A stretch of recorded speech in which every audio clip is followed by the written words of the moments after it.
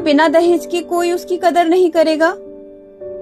फिर आकाश अपने बाबूजी से कहता है, नहीं बाबूजी, मैं हूं ना, मैं अपनी पूरी कोशिश करूंगा।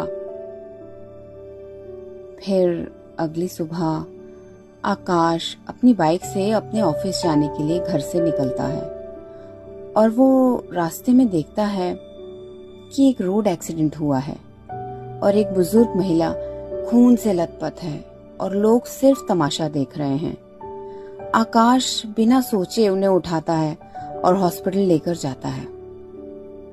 डॉक्टर आकाश से कहते हैं, आकाश जी, अगर आप 5 मिनट और देर करते तो इनकी जान चली जाती। आप इनके घर वालों को फोन कर दीजिए। हॉस्पिटल के कॉरिडोर में एक बड़ा रौबदार शख्स बहुत तेज कदमों से आता है। उसने खाकी वर्दी पहनी है, कंधे पर सितारे चमक रहे हैं